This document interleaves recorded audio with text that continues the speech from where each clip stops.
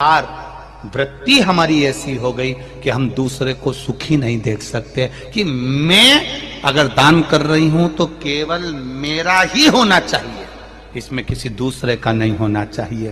पर शिव महापुराण की कथा कहती है, एक चावल का दाना, मात्र एक धान, एक चावल का दाना जब हम शिव मंदिर में समर्पित करते हैं, दान करते हैं, तो जरा विचार करना पुण्य किस किस को मिलता है। एक चावल के दाने का, एक धान का पुण्य किस किस को मिला। पहला पुण्य मिला माता पृथ्वी को, उससे प्रकट हुई। दूसरा पुण्य मिला एक इल्ली को, जिसने इसका स्पर्श कर कर छोड़ दिया। तीसरा पुण्य मिला एक पक्षी को, जिसने इसका स्पर्श कर कर छोड़ दिया। चौथा पुण्य मिला जिसने इसको उगाया। पांचवा पुण्य मिला जिसने इसको झड़ाया। जिसने उगाया था वो नहीं झड़ा रहा, घर की बेचारी पत्नी झड़ा रही। छठा पुण्य मिला जब ये कहीं मल कर निकाला गया, कहीं मशीन में गया, जिसने निकाला। सातवां पुण्य मिला जब ये निकल कर घर में आया, जिसने संभाल कर रखा। आठवां पुण्य मिला जिसने इसको ले जाकर कहीं छोड़ा, बाजार तक पहुंचा, बाजार से फिर वो निकल कर आया। 10वां पुण्य मिला जिसने शिव जी को इसको चढ़ाया। तब इनके खाते में भी एक चावल के दाने का, एक धान का पुण्य कट कट कर जाता रहा और इतने जीवों का कल्याण कर दिया। एक धान, एक चावल के दाने ने इतने को कल्याण कर दिया। विचार करना, केवल आप अगर भजन कर रहे हो, घर का कोई एक व्यक्ति भजन कर रहा है, घर का एक व्यक्ति अगर दान कर रहा है, घर का एक व्यक्ति अगर जल भी चढ़ा रहा है, घर का एक व्यक्ति भी अगर मंत्र जाप कर रहा है। वैसे तो शिव पुराण कहती है कि घर में 4 लोग हैं तो चारों जल चढ़ाओ, घर में 4 लोग हैं चारों दान करो, घर में 4 लोग हैं चारों भजन करो, घर में 5 लोग हैं 5 भजन करो, घर में जितने सदस्य वो 1 लोटा जल शिव जी को चढ़ाए।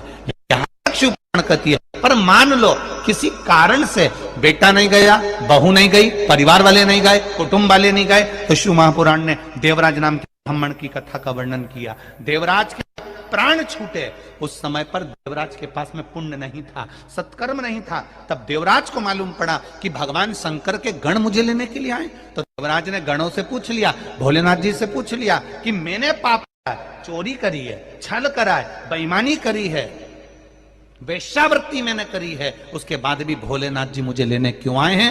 अब भगवान शंकर ने कहा, तेरी बूढ़ी माँ रोज प्रतिदिन शिव मंदिर में जाकर 1 लोटा जल चढ़ाती थी, उसका पुण्य तेरे साथ में आ गया, इसलिए तुझे कैलाश धाम मिल गया। 1 लोटा जल देवराज नाम के ब्राह्मण की माता ने चढ़ाया था, वो 1 लोटा जल काम आया है देवराज के। देवराज करा, मेरे जैसे पापी को आपने ताड़ दिया। क्यों ताड़ दिया? मैंने तो छल करा, बेईमानी करी, कपट करा, नारी को गलत दृष्टि से देखा, धन चुरा कर लाया, कितना कितना धन मैंने चुराया, कितना गलत काम करा, उसके बाद भी भोलेनाथ आपने मुझे ताड़ दिया। शिव जी कहते हैं, देवराज तुझे तारने का कारण केवल एक है कि तेरी माता रोज शिव जी के मंदिर जाती है, ठंड लग रही है, गर्मी पड़ रही है, बारिश पड़ रही है, पांव कप कपा रहे हैं, तो भी बूढ़ी माँ, बुजुर्ग माँ शिव मंदिर तक जा रही। आप में भी हमने देखा है, छत्तीसगढ़ के हों, चाहे गुजरात के, महाराष्ट्र के, राजस्थान के, चाहे जहां के लोग हैं, जितने भी भक्त शिव महापुराण की कथा सुन रहे हैं, इनका भाव, इनका हृदय, एक बात जरूर हमने देखी है कि ये भी 1 लोटा जल लेकर जाते हैं, चाहे गर्मी पड़े, बारिश पड़े, ठंड पड़े, कुछ भी हो, शिव के द्वार जा। जरा ध्यान देना, कई लोग कहते हैं गुरुजी ये 1 लोटा जल तुम कहां से लेकर आए हो, ये 1 लोटे जल की महत्वता कहां से लेकर आए हो। जो दुनिया के लोग शिव महापुराण पर उंगली उठाएं, शंकर जी की पूजन पाठ पर उंगली उठाएं, उनको ये कथा जरूर सुना देना कि 1 लोटा जल कहां से आया। शिव मंदिर में जब आप कभी जाएं, शंकर भगवान की कभी ऐसा मौका लगे कि आपको लगे कि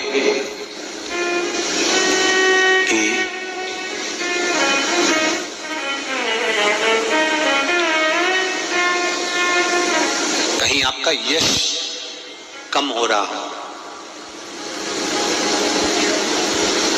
आप जानते हो कि मुझको यह काम करवाना है और यह काम आगे हो ही नहीं रहा है, यह फाइल आगे बढ़ ही नहीं रही,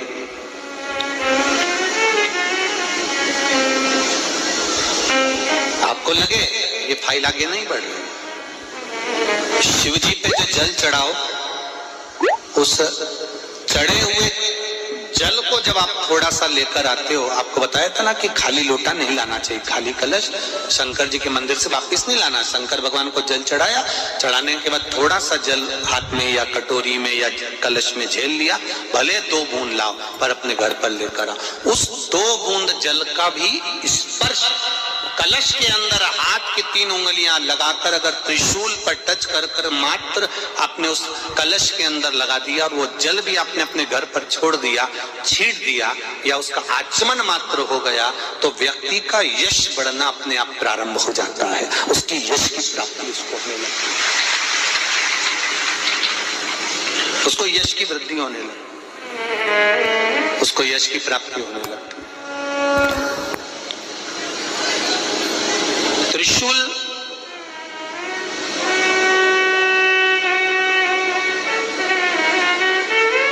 का दान। श्री शिवाय नमस्तुभ्यं।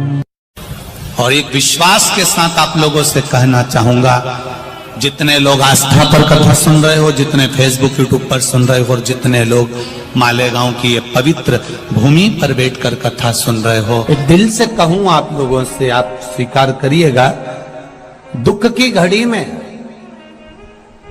कोई आए चाहे ना आए, अगर आपने दिल से, कर्जा हो गया, समस्या विकट हो गई, तकलीफ बढ़ गई, दुख बढ़ गया, आप शंकर भगवान के मंदिर में जाकर, ये जरूरी नहीं है कि आप सीहोर आए या कहीं जाएं, आप तो आपके घर के पास में जो शिव मंदिर हो, उस मंदिर में 1 लोटा जल चढ़ाना चालू कर दो, वो धीरे धीरे दुख काटना प्रारंभ कर दे, काटेगा दुख। बस जल चढ़ाने का एक नियम है शिव जी का। शंकर भगवान को जो जल चढ़ाया जाता है दुख काटने के लिए, तकलीफ काटने के लिए, कष्ट मिटाने के लिए, तो एक नियम है शंकर भगवान का जल चढ़ाने का जो नियम है। जैसे ये गौल जलाधारी है, यहां से पानी गिरता है, ये शिवलिंग है, ये 2 जो भगवान का पानी जहां बहकर जाता है ये गोल में से, तो यहां जो स्थान है, ये सीधे भाग पर गणेश जी विराजमान है, लेफ्ट भाग में कार्तिकेय जी है, बीच में एक मोटी सी लाइन होती है जहां सुख सुंदरी है, ऊपर से जो बूंद बूंद पानी गिर रहा है वो शंकर भगवान की 5 लड़कियां हैं, जया, विषहरा, शामलीबारी, दौतली और देव। जहां गोल भाग है, जहां शिवलिंग रखा हुआ है, ये माता पार्वती जी का हस्त कमल है, जिसको पीठिका कहते हैं।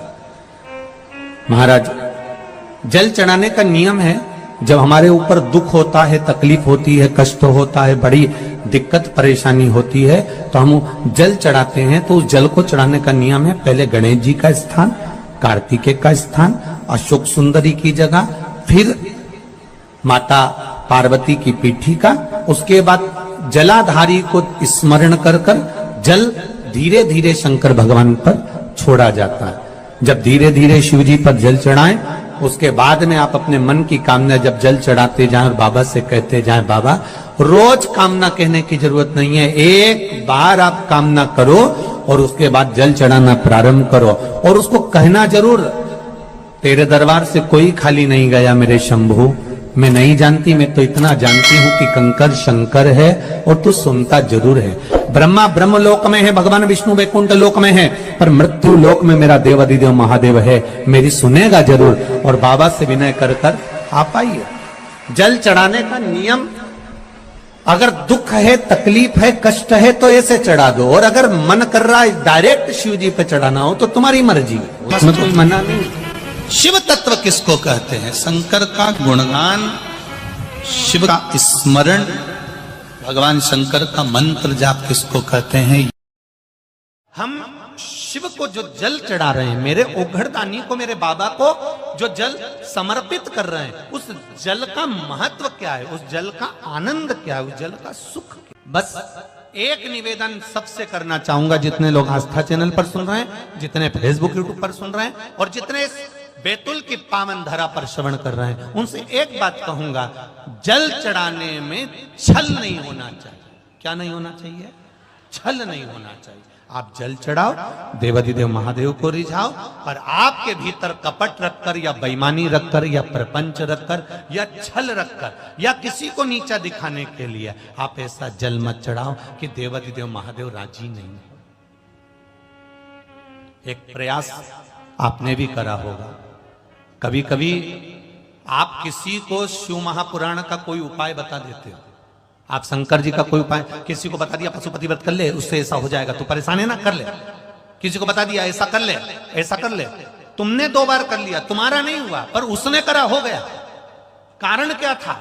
उसका एक कारण था, उसने तुम्हारी बात पर विश्वास कर लिया और तुम महादेव पर विश्वास ही नहीं कर पा रहे। अंतर यह जाता है। एक बेलपत्री के पत्ते में, अब तो लोग उस पर सर्च करने लगे, रिसर्च करने लगे, बेलपत्री के एक एक पत्ते में क्या क्या विराजमान है। अब तो रिसर्च सेंटर खुल गए जिसमें इन बेलपत्री के पत्तों को डालकर देखा जाता है कि बेलपत्री के पत्ते की इस डाली के अंदर कितना रस। Guys like subscribe share, video अच्छी लगी हो तो hello guys like subscribe please.